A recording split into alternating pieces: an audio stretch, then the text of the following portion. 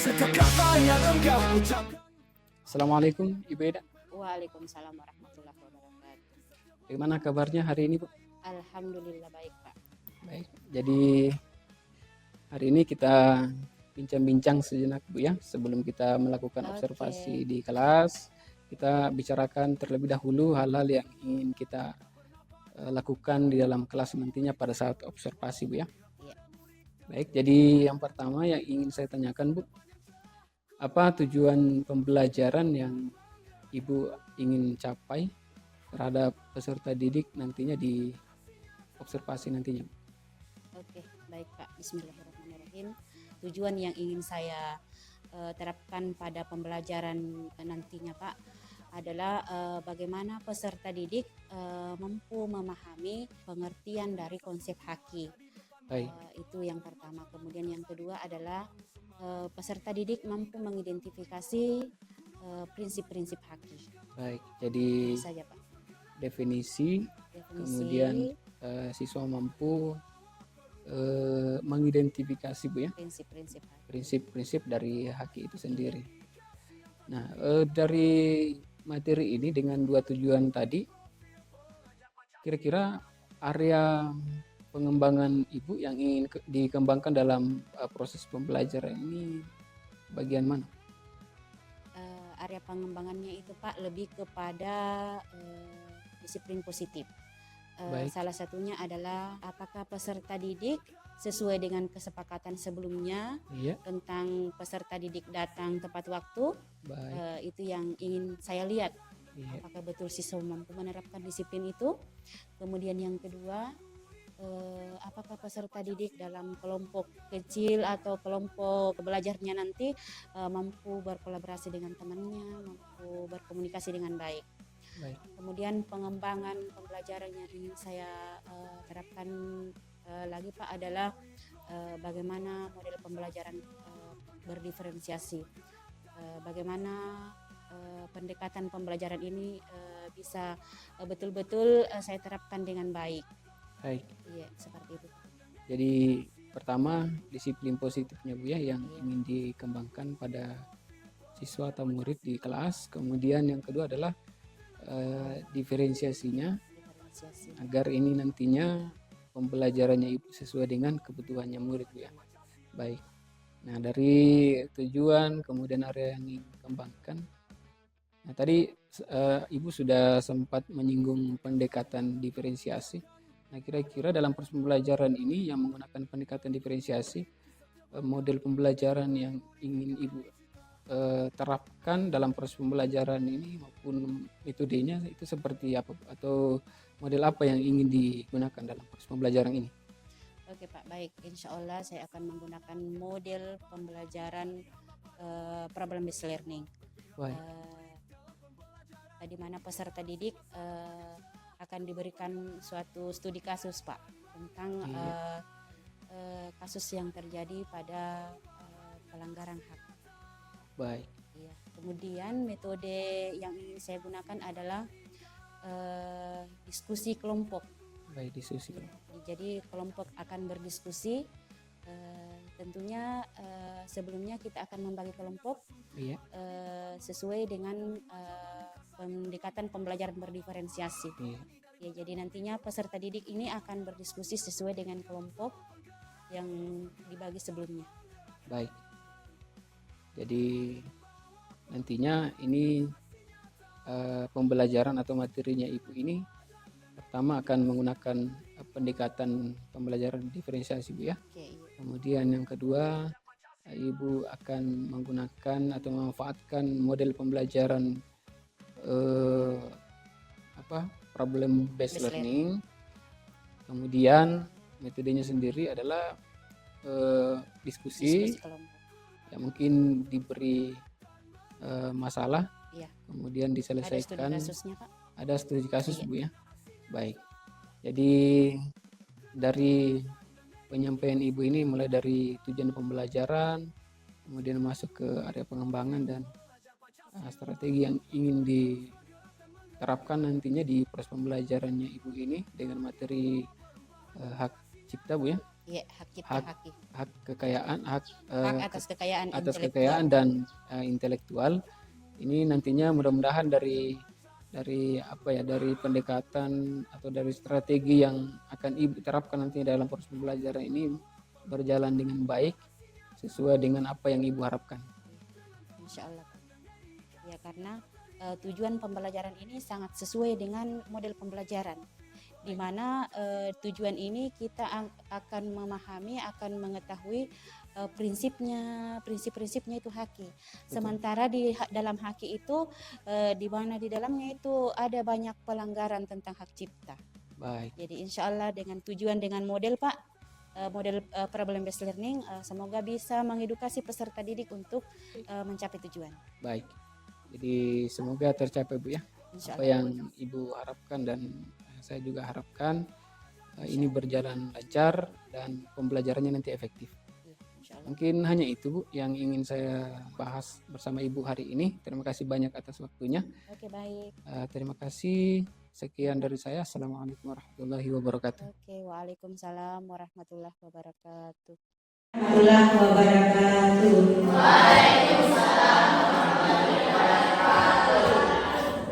Baik anak-anakku sekalian, sebelum kita memulai pembelajaran kita pada pagi hari ini, saya minta kepada anak-anakku satu perwakilan untuk memimpin teman-temannya berdoa dan terlebih dahulu disiapkan kelasnya.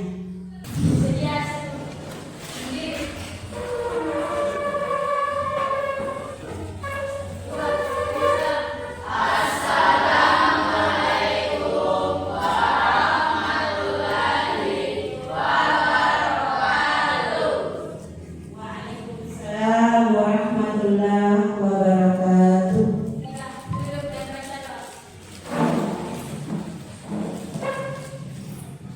Oke, baik. Sebelum kita memulai pembelajaran pada hari ini, anak-anakku sekalian, saya akan absensi kehadiran kalian.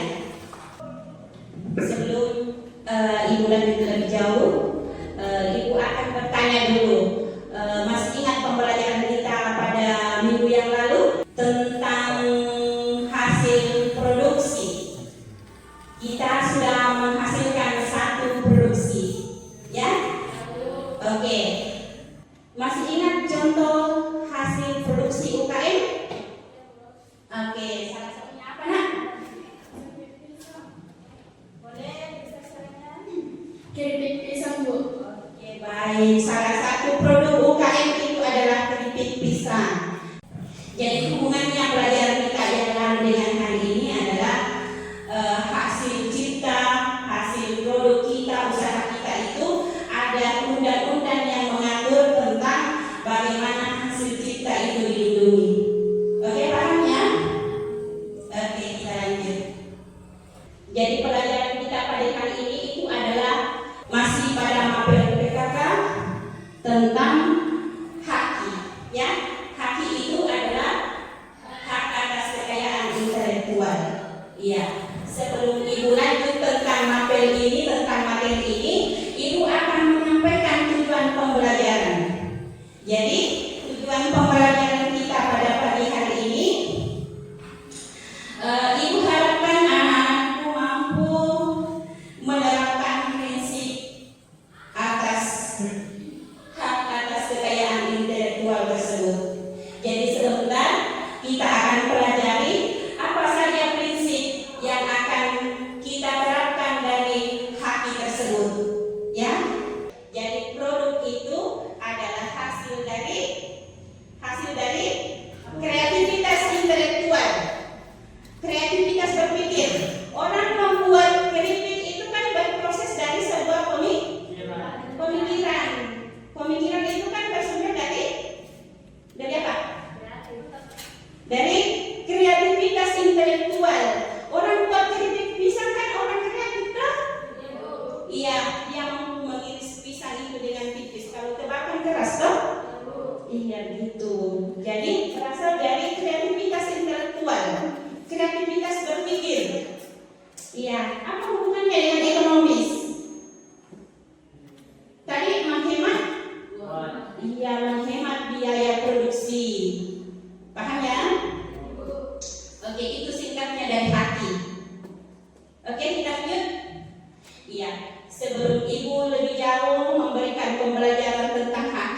Ibu akan tayangkan satu video tentang pelanggaran haki. Kenapa harus ada haki? Karena ada yang melanggar haki, ya. Kenapa harus ada undang-undang atau aturan? Karena ada yang selalu melakukan pelanggaran. Oke? Oke, Ibu akan tayangkan videonya. Kita simak sama-sama. Ibu jelaskan ya.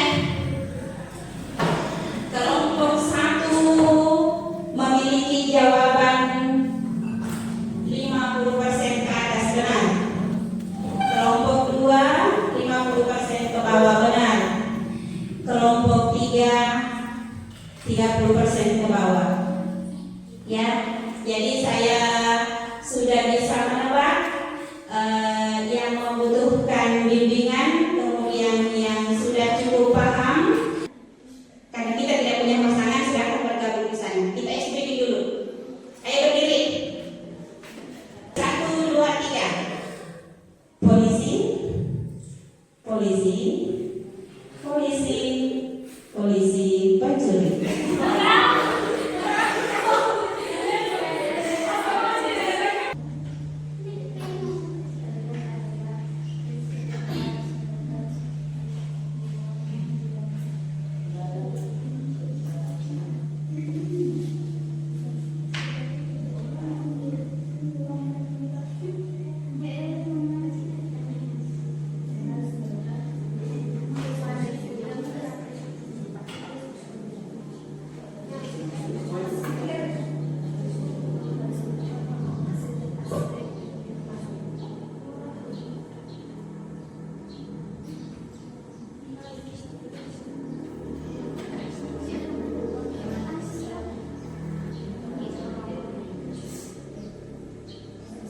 Sekian dari presentasi kami, lebih dan kurangnya mohon dimaafkan.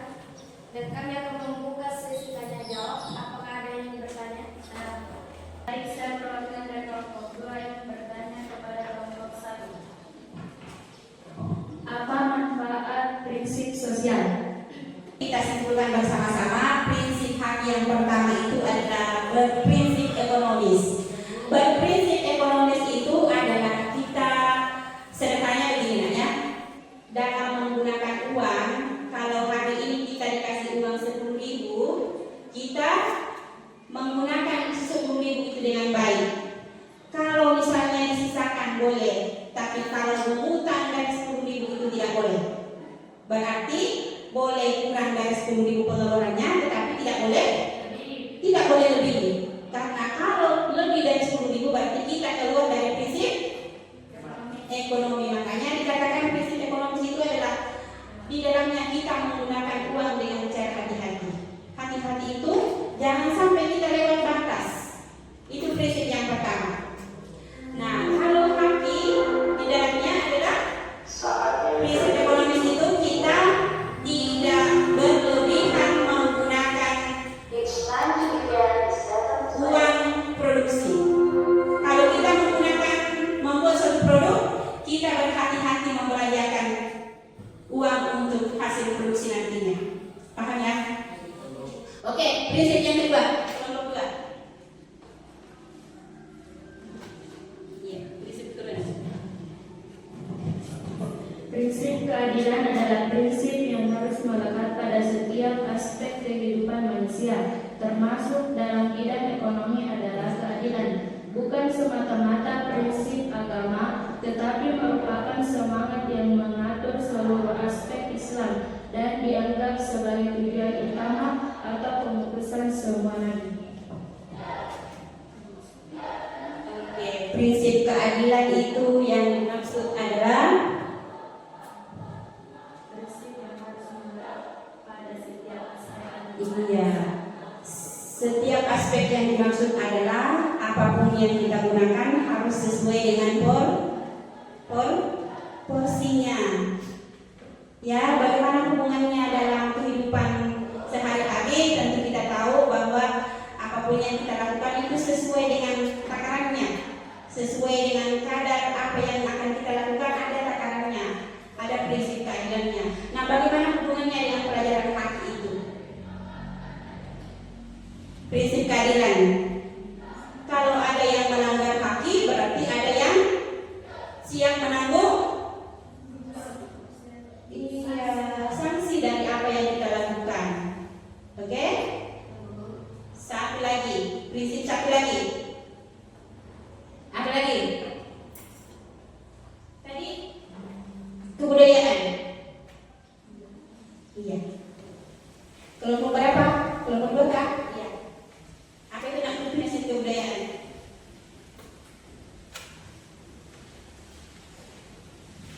Prinsip kebudayaan merupakan hal kompleks yang mencakup beberapa hal di dalamnya seperti kepercayaan, kesenian, hukum, moral, adat istiadat, serta kemampuan yang dapat diperoleh manusia sebagai bagian dari kelompok masyarakat tersebut. Iya. Prinsip kebudayaan itu adalah kebiasaan kita. Iya. Jadi kalau kita memahami bahwa prinsip kebudayaan itu yang diterapkan adalah kita tidak, di dalamnya adalah kita tidak boleh melanggar hak orang lain. Itu adalah prinsip kebudayaan ya. Kebiasaan kita dalam kehidupan sehari-hari, kita menghargai hak orang lain. Itu adalah prinsip budaya. Ya, kita tidak mengganggu ketentraman orang lain. Ya, itu prinsip positif. Oke, saya kira kesimpulan kita pada hari ini cukup ya. Berarti kita sudah paham apa itu prinsip-prinsip haki ya. Setelah keluar dan minggu depan itu masuk, bisa dijelaskan kembali? Bisa diingat kembali apa prinsip yang kita pelajari hari ini? Oke, insya Allah. Oke, saya pikir selesai sudah pembelajaran kita pada pagi hari ini. Sebelum Ibu tinggalkan kalian, Ibu akan refleksi pembelajaran kita pada hari ini. Silakan anak-anak sekalian mengambil sikap yang baik. Kita akan mengakhiri pembelajaran kita pada hari ini dengan berdoa.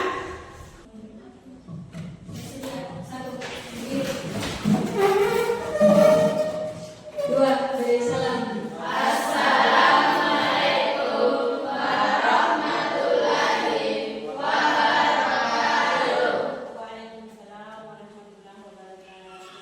Tiga, duduk dan baca doa. Assalamualaikum Ibu Ida. Waalaikumsalam warahmatullahi wabarakatuh. Bagaimana kabarnya hari ini? Alhamdulillah sehat. Alhamdulillah sehat. Masih semangat Bu ya? Masih semangat. Masih semangat. Baik Bu, jadi pertemuan kita hari ini di tempat ini, di waktu ini, saya ingin menanyakan beberapa hal terkait proses pembelajaran yang telah Ibu lakukan kemarin di kelas bersama peserta didik. Pertama, saya ingin menanyakan Bu, bagaimana perasaannya Ibu pada saat proses pembelajaran kemarin dan perasaannya Ibu saat ini? Proses pembelajaran kemarin perasaannya ya yang pasti senang Pak ya. Yang pasti tetap bahagia selalu. Senangnya itu karena sudah melakukan proses pembelajaran dengan apa yang sudah dicapai di dalamnya. Misalnya kita sudah melalui dengan baik, sesuai dengan rencana toh Pak. Iya. Kemudian ada saja yang ternyata tidak sesuai dengan rencana. Itu perasaan tidak senangnya. Oh Jadi iya. ada sukanya, ada senangnya, ada kurang sukanya. Baik. Seperti itu. Jadi yang pertama Ibu merasa senang, bahagia Bu ya Iya, setelah Pak. Setelah melewati proses itu. melewati proses pembelajaran Iya. itu. Ada banyak hal yang Ibu peroleh dari proses itu. Nah, cuma tadi ada tidak senangnya juga Bu ya Iya, Pak, terkait karena dari proses pembelajaran yang Iya. Ibu telah lakukan kemarin. Apa yang jadi penyebab ataukah apa persoalan utama sehingga Ibu merasa tidak senang dengan apa yang telah Ibu lalui kemarin? Oke, Pak. Saya pikirnya begini, sesempurna apapun rencana itu kadangkala memang ada salah satu rintangan yang menjadi penyebab ketidaksempurnaan dari rencana itu. Dan penyebabnya itu adalah yang pertama internal pribadi sebagai seorang guru, kemudian eksternalnya itu di lingkungan sekitar, kemudian ya antara peserta didik dengan peserta didik dan guru dengan peserta didik. Baik. Baik, jadi itu Bu ya yang membuat Ibu merasa tidak senang atau mungkin tidak puas mungkin. Ya, tidak puas begitu tepatnya. Mengapa Ibu merasa secara pribadi ada sesuatu yang kurang begitu, yang membuat Ibu tidak puas? Oke, saya spesifik saja Pak ya. Ya. Dalam proses pembelajaran kemarin kan pada asesmen diagnostik itu saya menggunakan soal pilihan ganda dan Iya. soalnya itu sekitar 6 nomor Pak. Iya. Kemudian soalnya itu rencananya saya mau menggunakan C5 ke atas. Tapi mengingat kemampuan peserta didik, saya turunkan menjadi C4. C4. Nah, soal C4 ini kurang mampu mengukur kemampuan, membedakan kemampuan peserta didik. Kenapa demikian? Karena soal ternyata ada peserta didik yang menjawab soal semua benar. Baik. Tapi benarnya ini soal tidak mewakili bahwa ini peserta didik paham soalnya.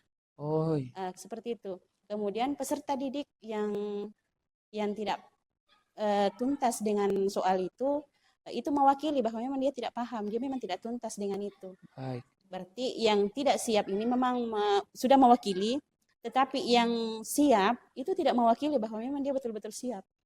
Baik. Jadi itu persoalan utama Bu ya, terkait dari ketidakpuasannya Ibu atau ketidaksenangannya dari proses observasi kemarin atau proses pembelajaran yang dilakukan. Ternyata asesmen awal atau diagnostik yang dilakukan oleh Ibu, ada ternyata siswa yang jawabannya benar semua, namun ternyata tidak mewakili bahwa memang dia siswa ini betul-betul paham dengan materi itu Bu ya. Iya, karena mungkin soalnya yang terlalu C4 itu. Oh iya. Kalau hal lain yang membuat anak-anak seperti itu kira-kira apa? Anak-anak menjadi hal baru dengan pembelajaran berdiferensiasi, Pak. Anak-anak tidak terbiasa dengan pembelajaran berdiferensiasi. Baik. Anak-anak tidak merasa siap dengan pembelajaran dengan diberikan asesmen awal dulu. Oh, karena baik. tidak biasanya itu. Anak-anak tidak siap dengan kondisi pembelajaran berdiferensiasi. Baik, jadi anak-anak selama ini tidak terbiasa terlalu dengan ada di zona nyaman. Anak-anak terlalu biasa di zona nyaman. Terbiasa di zona nyaman dan tidak terbiasa mendapatkan proses pembelajaran yang berbeda dari biasanya. Oh, baik. Begitu. Jadi proses pembelajaran yang Ibu lakukan kemarin itu adalah proses pembelajaran yang memang baru ataukah sudah pernah diterapkan sebelumnya beberapa kali? Di kelas lain pernah Pak, tapi kebetulan di kelas kemarin itu pada saat kita observasi ini baru bagi mereka baru. Baik. Karena ini kelas 1 yang naik di kelas 2. Baik. Jadi menurut Ibu, jadi persoalan utama ketidakpuasannya Ibu, ketidaksenangannya dengan hasil pembelajaran kemarin yang dilakukan adalah di mana anak-anak ini yang tidak mewakili dirinya, yang dianggap sudah dari segi pemahaman terkait materi yang Ibu sampaikan, setelah asesmen Ibu anggap sudah paham. Ternyata setelah proses pembelajaran, proses pembelajaran ternyata muncul di permukaan bahwa ini siswa ternyata tidak siap dengan apa yang dilalui di asesmen awal itu. Baik. Jadi ternyata setelah di cross check ternyata Nani tidak mampu ternyata dengan soal ini. Hanya kebetulan menjawab benar. Baik. Seperti itu. Jadi Ibu beranggapan bahwasanya siswa ini boleh jadi hanya secara kebetulan menjawab A, pas itu yang benar. Pas itu yang benar. Ya. Baik. Selain dari persoalan ini, apakah ada lagi persoalan lain yang membuat siswa seperti itu, atau mungkin ada hal lain yang menyebabkan hal ini bisa terjadi? Peserta didik tidak dibiasakan berkelompok. Tidak dibiasakan berkelompok sehingga kadang-kadang ada ego dalam dirinya. Dia menganggap bahwa dalam pembelajaran itu dirinya dengan temannya. Tidak ada individualis pada peserta didik. Baik. Nah, dari persoalan-persoalan ini, Bu, kalau dari pengamatannya Ibu, apakah ada jalan keluar yang bisa membuat persoalan ini bisa teratasi, termasuk tadi persoalan asesmen awal yang ternyata tidak mewakili pemahaman anak-anak, kemudian yang kedua ternyata anak-anak ini tidak terbiasa dikelompokkan dan sebagainya. Nah, kira-kira apa jalan keluarnya kalau dari segi pengamatannya Ibu? Eh, Kalau yang pertama, masalah pertama itu Pak, soal yang seharusnya diberikan kepada peserta didik itu soal uraian. Baik. Soal uraian, sehingga memang betul-betul apa yang tertuang dalam jawaban peserta didik itu memang murni dari sejauh mana dia punya pengetahuan tentang itu. Baik. Iya, seperti itu. Singkatnya seperti itu, Pak. Siswa diberikan soal yang memang soal itu bisa mengukur dia punya kemampuan. Baik. Jadi untuk yang soal kedua, Pak, membiasakan peserta didik untuk bekerja, mengerjakan suatu pekerjaan dengan bekerja sama. Baik. Iya. Mengerjakan pekerjaan sekecil apapun tetap diharapkan bahwa siswa membutuhkan temannya dalam berkolaborasi. Secerdas apapun pengetahuan kemampuan peserta didik itu, tetap dia diberi ketergantungan kepada temannya sehingga dia bisa menghargai temannya. Baik. Jadi solusi yang Ibu anggap akan efektif ke depan atau akan Ibu coba ke depan adalah Ibu berencana akan mencoba yang tadinya asesmen awalnya itu menggunakan soal pilihan ganda.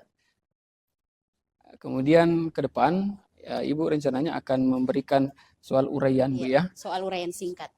Uraian singkat supaya mewakili pengetahuannya anak-anak. Iya, Pak. Nah, untuk yang kedua, solusi yang Ibu anggap akan mengatasi persoalan kedua adalah bagaimana anak-anak ke depan itu dibiasakan berkolaborasi, Bu ya. Iya. Nah, kalau dari dua solusi ini, untuk penilaiannya Ibu, untuk tingkat kesuksesan atau tingkat keberhasilan nanti dari solusi yang Ibu akan lakukan ke depan ini, kira-kira dari 1 sampai 100 berapa? 80 lah. 80. Bu. Ini kan baru mau observasi lagi bagaimana peningkatan peserta didik toh, Pak, Baik. ke depannya.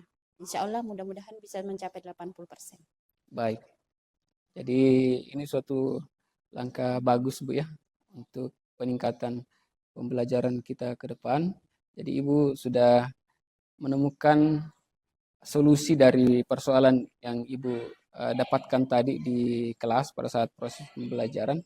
Nah, selain dari solusi yang dua ini Bu, kira-kira adakah hal lain yang akan membuat pembelajaran Ibu ke depan itu bisa lebih efektif lagi? Yang pertama, Pak, guru dengan peserta didik selalu melakukan pembelajaran berdiferensiasi. Kemudian peserta didik pun harus terbiasa dengan proses pembelajaran berdiferensiasi, baik itu pendekatannya modelnya dia PBL atau PJBL. Sebaiknya antara PJBL dan PBL itu kita bisa bertukar setiap pertemuan, Pak, karena kita bisa melihat kerjasamanya peserta didik itu ketika kita menggunakan PJBL. Iya, karena dia akan bekerja nyata. Baik. Iya. Nah, di proses pembelajaran kemarin ini, jadi ini kan Ibu sudah menemukan solusi dari persoalan-persoalan yang Ibu temukan di kelas ini. Kalau menurutnya Ibu, kapan ini akan dilaksanakan? Pembelajaran berikutnya, Pak. Ini kan pembelajaran kemarin adalah pembelajaran masih problem based learning, Pak ya. Iya. Iya, kita masih sebatas konsep. Iya. Kedepannya insya Allah kita akan beralih ke project based learning. Ternyata Pak, rencana kita kemarin di problem based learning itu ternyata apa yang memang tidak tercapai memang masih wajar, sangat wajar untuk tidak tercapai, Pak. Karena memang rencana dalam setiap proses pembelajaran itu tidak serta-merta akan tercapai dalam satu pertemuan. Tapi insya Allah di pertemuan berikutnya, mudah-mudahan apa yang tidak tercapai di pertemuan pertama ini akan tercapai di pertemuan berikutnya. Jadi solusi dari masalah yang Ibu hadapi sebelumnya ini akan dilaksanakan di pertemuan selanjutnya, Bu ya. Karena juga di pertemuan selanjutnya Ibu sudah akan masuk di proyek Iya. yang sebelumnya di mana masih problem based learning. Iya. Kedepannya akan beralih ke PJBL di pertemuan selanjutnya. Iya. Nah, di situ rencananya Ibu akan menerapkan solusi dari yang Ibu temukan tadi Iya. ini. Nah, untuk pelaksanaan dari proses pembelajaran selanjutnya, untuk menerapkan beberapa solusi ini yang telah Ibu temukan, apakah Ibu butuh sesuatu yang akan mendukung hal ini terlaksana dengan efektif? Apakah Ibu butuh rekan sejawat ataukah mungkin arahan dari kepala sekolah terkait dari persoalan ini dan Ibu mau menerapkan hal baru pada proses pembelajaran selanjutnya? Kayaknya butuh teman sejawat. Butuh teman sejawat. Iya. Karena teman sejawat yang juga melaksanakan proses pembelajaran yang berdiferensiasi. Dengan mungkin berkolaborasi atau mungkin sharing dengan teman sejawat, kita lebih mudah untuk memperbaiki kekurangan yang kemarin. Kita lebih bisa menerapkan sesuatu yang baru mungkin dalam proses pembelajaran sehingga peserta didik bisa lebih besar untuk peluangnya mengeksplor karakternya. Seperti Baik, jadi ke depan Ibu butuh rekan sejawat sebagai teman kolaborasi, Bu ya? insya Allah. Baik. Selain itu, apakah ada lagi, Bu, yang mengenai dukungan yang Ibu butuhkan untuk menerapkan pembelajaran yang Ibu temukan ini yang untuk menerapkan solusi dari masalah sebelumnya? Oh pastinya Pak, itu kita butuh dukungan dari kepala sekolah. Dukungannya itu berupa ya sarana dan prasarana. Dari apa yang kita bicarakan dari tadi ini sampai sekarang, Bu, bagaimana perasaannya Ibu terkait dari persoalan tadi yang Ibu hadapi, ternyata Ibu telah temukan solusinya? Perasaannya senang Pak, karena Bapak sudah bisa mendengarkan curhatan saya. Baik. Semua kekurangan dan apa yang ingin saya harapkan dan apa yang menjadi kelebihan dari proses pembelajaran itu. Tentunya Bapak kan sudah tahu atau kelebihannya apa, tapi kelebihan itu tidak usahlah diceritakan. Yang pasti kekurangan itu ada solusinya saat ini. Baik. Saya juga sangat bersyukur, Bu ya. Jadi Ibu telah Oke. menemukan solusi yang ternyata dari masalah yang Ibu hadapi pada saat proses pembelajaran. Dan saya berharap pembicaraan kita tidak hanya sampai di sini, Bu ya. Tapi Insya saya Allah. berharap pembicaraan kita akan berlanjut ke depan. Siapa tahu setelah ini Ibu mengalami kendala kembali, mungkin kita bisa Bercerita kembali. ya, kita bisa bahas kembali terkait apa persoalan yang Ibu hadapi. Begitupun mungkin sebaliknya, jikalau saya misalnya yang punya persoalan dan ingin mungkin menceritakan ke Ibu atau mungkin melakukan kolaborasi ke depan. Jadi insya Allah saya sendiri akan siap membantu Ibu ketika menemukan masalah-masalah dalam proses pembelajaran. Dan saya harap ke depan kita masih bertemu lagi, Bu ya, untuk Insya Allah. membahas ini. Oke baik Pak. Mungkin hanya itu, Bu, yang bisa kita bahas hari ini. Terima kasih banyak atas waktunya. Oke, Mohon terima maaf kasih kembali. telah mengganggu waktunya Ibu. Enggak. Mudah-mudahan ke depan kita bisa bincang-bincang lagi seperti ini, Bu, Iya baik Pak. Insya untuk Allah. membahas persoalan-persoalan pembelajaran dan sebagainya. Sekian dari saya.